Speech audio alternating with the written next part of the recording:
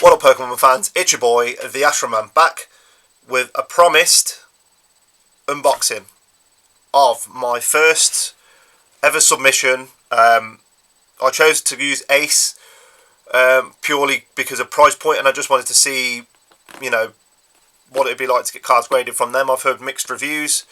I've got to say, from what I've heard, the service and the speed of the service was ridiculously fast. I don't know if that's necessarily a good thing or a bad thing. I think I submitted my cards 2 weeks ago, or maybe just less than 2 weeks ago, and I've now got them back already, and I paid for the 20 business day subscription. So 20 business days, you all know, is about four weeks. And I think I've got it back in half that time. So they're either not very busy at all, or the process has just got a lot better and a lot swifter. Again, I don't know if that's necessarily a good thing. I have seen some people on YouTube that have gone to Ace. Cards have came back at a lower grade. They've then sent them off to PSA, and they've come back at a PSA 10. So again, it's hard to know what you're going to get. I'm excited though. It is my first cards that I've actually had to have submitted. We have the Charizard alt art in there from Brilliant Stars, and also the Umbreon V from Brilliant Stars. So they're just the two cards I chose. If I'd waited, I would have I pulled a Rayquaza VMAX from I think it was from Fusion Strike, or it might have been from Evolving Skies, one of the two, either one. And it's a fantastic looking card, and I wish I'd sent that off to get graded. I can still send it off. There's time. But again, I just wanted to see how these come back, the quality and the condition of the cards. So what I'll do is I'll crack this box open. I don't know if there's another box inside of it. What I'll try and do is do it in like a reveal kind of style way. So I'm trying to be careful here because I can't find my knife anywhere, so I've got to use some scissors, which I don't really like. I didn't really want to use any scissors, just purely because you might cause damage. But again, there's so much. They've taped it well, which is fair enough. So, right, let's just see if it's a box inside a box. Got some nice Ace grading style paper there, as you can see. It's quite fancy paper. Yes, we have a box inside a box. So what we'll do is we'll take this box out carefully, move this box over there. So again, this is what I've typically seen with other people that have used Ace. I've typically seen that the box comes like this. It's sealed. You got a little bit of tape down there. Now I'm always worried about thinking how I'm going to open this, because I generally don't know if the cards are going to be faced up or face down. So I'm just going to try and open it. And I might not need my scissors. I'm just going to try and open it and see. I've made it like a little puzzle, but yeah. So I don't know if it's going to be faced up cards or face down. So obviously I'm just going to have to kind of try and be a bit careful once I'm opening these cards. Obviously just purely for the fact these cards, whatever rating they get, I will eventually send them to PSA. It's just so much money. I just don't, I'm not a full-time YouTuber, and I don't get paid to do YouTube, and I don't make any money off it. So for the fact that if I wanted to send them to PSA, it's going to cost me upwards of $250 to $300. English, it's about £250. That's including delivery and all that such and such. It's just a lot of money to be able to go with. So that's probably the reason why I've decided to go with someone local. Well, not local, but UK, and obviously the price point's a lot cheaper. The grade obviously doesn't hold as the same value. But again, up-and-coming companies, or pop-up companies as people call them, they're not always going to have that same impact straight away, and they need to be in the market consistently for many years, I suppose, to get that level. Like PSA and Beckett have that. People have always gone to them to use cards, and obviously their reputation is so high, people naturally just go to them because obviously they're the most looked after graded company. So, but anyway, we'll open this now. Okay, so we have. So yeah, so this way. Okay, that's fine. But I'll be honest, it's so looked after. I'm impressed by how much effort they've gone to make sure these are packed well. Now, the problem is I'm going to have to try and turn this over to open it. And I don't want to be able to reveal any of my cards, because I just want to be able to have a little look. I'm going to do it this way. I wonder if because what I realised, and I've not spoken to a lot of people, but a lot of people, when they've had their card graded, they've actually had a choice to choose a different top background, which I never got given a choice. Now, I had the Charizard alt art, and I really wanted the artwork to match it. Now, I don't know if I've got that or not, and they never confirmed it. I did send them like a side comment when you can put like a submission request. I did put a comment to ask for the alt art, the matching artwork to the Charizard. I generally don't know if I've got it or not. So, I'm hoping I have, and again, that maybe they've just changed the way they're doing stuff, but it'd be a shame if I didn't get it, because I wanted it to match it. I've seen some of them have done it and look amazing. So anyway, we'll do it this way. So the Umbreon is the first card, as you can see here. I'll try and get it up to the camera. The Umbreon is the first card, and it is a 7. Wow, that's so low. I mean, I didn't really see anything bad with this card. I mean, I'm not a pro grader, but a 7. I mean, it doesn't really matter to me. It's going on my shelf anyway. It's just a pure fact that that's come back a 7. Now, my Charizard I thought was flawless. I probably looked after that card more than I've looked after any other card, just because it's that card. But a 7, I mean, I'd like to have known why it was graded at a 7. Because I'll be honest, I don't know if you can tell, but I mean, maybe the centering's off. Maybe I mean, I don't really see where there's any problems with that card. Personally, I mean, I can't tell. Maybe you guys in the comments will be able to tell. I mean, obviously my camera's not 100% great. What I will do is on my Facebook and my Instagram, I will take photos on my iPhone 13 Pro. I will take pictures of it on that, and I will upload it, and you guys have a look on my Instagram and just tell me what you think. Right, so let's go on to the last one. We know this is a Charizard. It's a beautiful looking card though, guys. And I did have 2 of these. One of them actually sold, which I wish I kept now and got it graded. But again, if it comes back at a 7, it's just pointless. I mean, I'm not paying much money, but again, I don't know if I sent this off to PSA, the grade would be much different. But these, I've heard that Ace's grading is very... strict's not the word I'm looking for. Very tough graders. So let's just do the little reveal. It's a 9. I'll take a 9. I mean, it's flawless. It's a flawless looking card. I mean, I love the artwork. The Charizard fighting the Venusaur. It's just a beautiful looking card. I mean, a Gem Mint 9. I mean, it doesn't say Gem Mint 9. It just says 9. But it's got the gold Ace label on there. It's got the Ace little seal thing, just I suppose to stop it opening. But you can crack these open, I've been told. I didn't get any special artwork, which I'm a little bit annoyed about. I wonder if they've changed the whole way they're doing this stuff. Again, I don't know. But again, I'll take the 9. A 9 and a 7. I don't understand how that came back a 7. But again, I just sent that because it's a minimum 2 card submission. When you send, I think it's not bulk quantity, it's the next one up, standard, I believe, or something like that. So, Gem Mint 9 I'm happy with. I do feel that card... There isn't look. I haven't had a look with a you know a magnifying glass or anything like that to actually look over the card and see if there's any little nicks or any edging problems or anything like that. I've generally not had a look, so I wouldn't know. But a 9's okay. I wonder if I sent that to PSA, I'd get a 10. I've seen one YouTuber, and he's a Scouse Lad. I can't remember his name. I'll link that below. He had a lot of issues with Ace.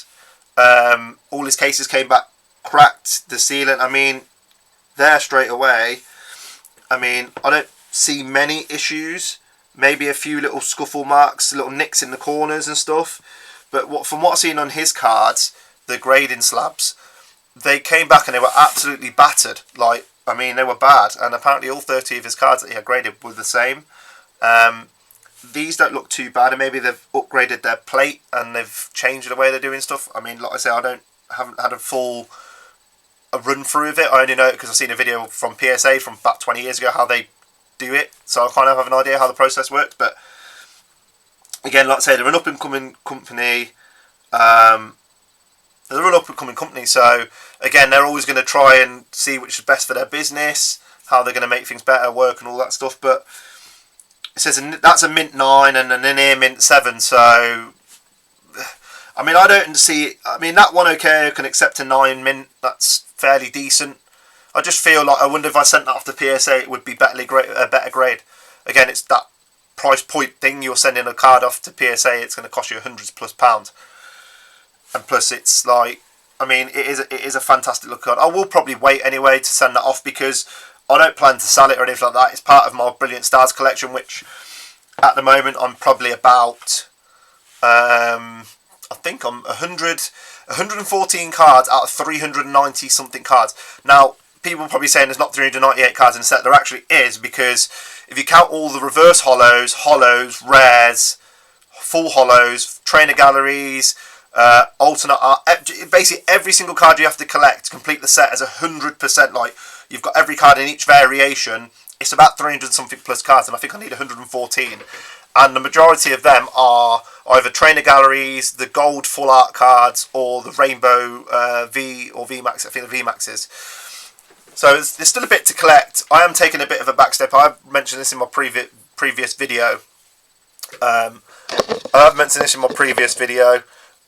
It's purely just because that I don't want to quote too many figures, but in the last month to 3 months where I've been getting this channel up and running, I obviously have been having to tweak along the lines of where I'm going.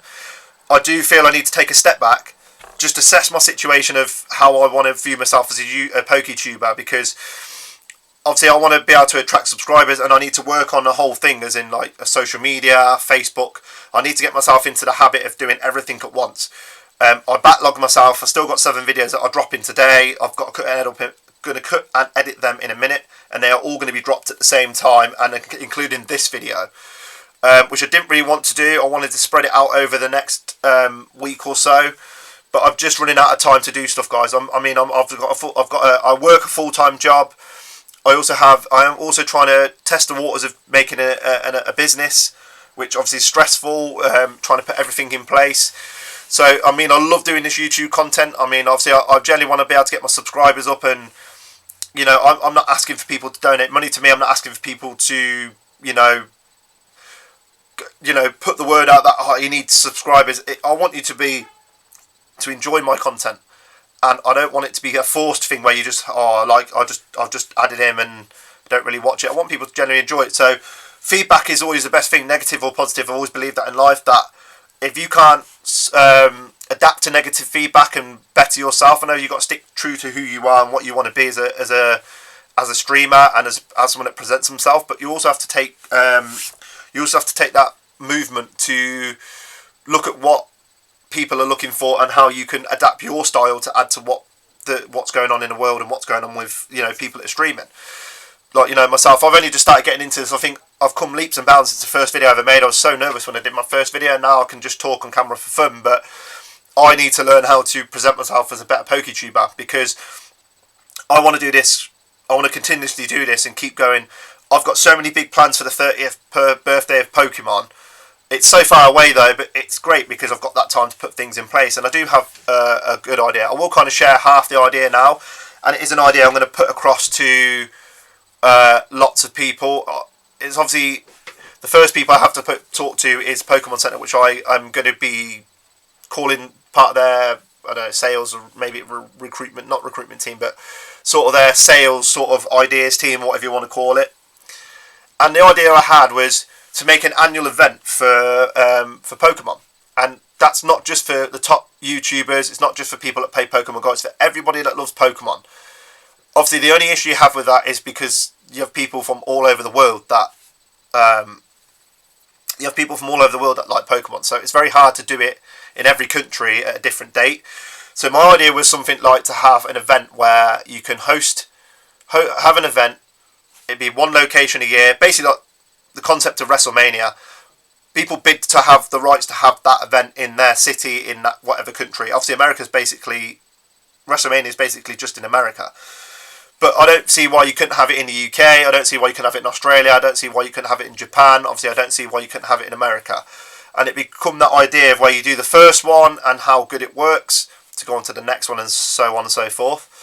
But that's generally my idea, and there's a lot of back work that's got to go into this idea to make it a thing, because there's so many things. It's not just, you need to buy a venue and put that. You need to be able to have a lot of things in place. You need Pokemon product, you need Pokemon fans, you need Pokemon retailers, you need to be able to make it a total full event. Kind of like Comic-Con, but basically just for Pokemon. Now, it'd be a dream of mine to make that happen.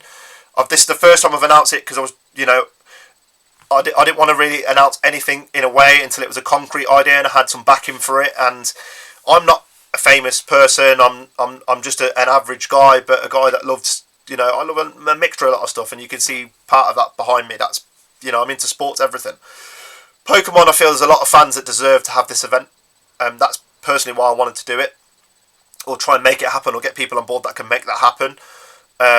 Because imagine going to an event where you can build yourself up for a whole year, save some money up, and can spend some money at this event. Imagine like having different tier packages where you buy, for example, you pay for a basic ticket package. It comes with like a custom lanyard holder. Your ticket goes in that lanyard holder, and your lanyard is custom Pokemon lanyard. And then, for example, you get loads of other bits of it. I have like a list of different tier things that I've written down as an idea thing. Obviously, I'm not massively high up in the marketing world. I've got quite a good bit of knowledge in marketing, but not to a level where you know, it's obviously you have to go through different channels to make that a feasible thing. But yeah, guys, I will do a separate video to this once this is dropped, and I'll do a separate video talking about that idea. Obviously, it's all got to be done virtually through the Pokemon Center and people that are licensed to sell Pokemon product, purely because it's Pokemon's licensing and it's Pokemon's product. So I could go and make an event, and you know, you can't just go and do that. I mean, I can spurt the idea out, but again, this has to be licensed and legalized by Pokemon. So they're the first people I'm going to talk to. Then it'll come to people that I know street level, like people that I know, my friends that are into Pokemon, Stacks TV. You know, there's going to be a lot of people that are on my YouTube following that I will talk to. People that I follow on YouTube that I talk to. Then it'll be people that do Twitch streaming for Pokemon, for example, Pokemon Go. So yeah, I will dive into that idea, and when I have an update, it'll be in. I won't be streaming now, because I am going through a reboot phase. I did explain this in my last video, which will drop before this one. And yeah, it's a month that I need to take back.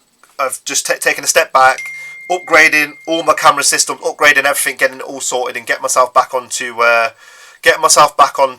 a level where, you know, I've had a little bit of time to put all the stuff I want to get in place. I haven't got to stress about forgetting to upload streaming and stuff, and I'm going to go and educate myself more as a streamer and a PokeTuber, because there's a lot more things I need to learn and a lot more things that I want to get better at. Some people may disagree, some people may agree, but that's just me. I like to evolve. I like to learn more skills and learn as a person, because if I want to do this as a full-time thing where not for making money, but full-time where I can put the effort and the input in and put the money into buying the product myself, I need to be able to go away and make myself, I need to upgrade myself, and that's not just as in my setup, it's just as in upgrading myself as a tuber.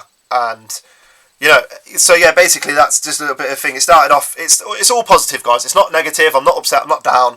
It's needed. I think it's educational steps that we all have to take in life, and you have to make the right time for you as a person to take them, and I feel this time for me now is the right time. Pokemon is still at quite a high, but obviously I want it to continue. I want it to continue and grow and get better following, and make people and have people enjoy my content. You know, so that's what's happening, guys. Yeah, so I'm grading a near mint 7 on the Umbreon, which I'm not totally happy about, but again, I don't see much wrong with the card. I will take the pictures and put them on my socials, which I'll link below. I'll also link the guy's channel I was talking about, his grading problems. If you want to go and check that out, I'll link that below as well. Apologise for not remembering his name. It's not long ago that I watched him on YouTube and seen it, and before I'd sent my submission off. Even though I can say my submissions came back pretty quick, the cases look okay, but the grading for the 7, I'm not gutted, but I think it's a bad. It's better than a 7, and then the 9, the mint 9 is okay. I feel that could probably push to a 10. So anyway, guys, that's the update, and I will catch you in about a month's time when I drop a new video, and hopefully you'll see a massive improvement in everything that's gone on with myself and all that stuff. So I love you guys. Please like and subscribe. Please don't hesitate to contact me on social media. You know, I love input, and I want to hear people's stories, their input, how they feel and perceive me, all that stuff. Please crack on, guys. Bad or good, I don't care. Please let me know. I want to be able to evolve myself, so I need to know what I need to work on more than what I just think myself. So anyway, guys, I know it's a bit of a long one, but I love you guys, and all the best, and I will see you in about a month's time. Peace.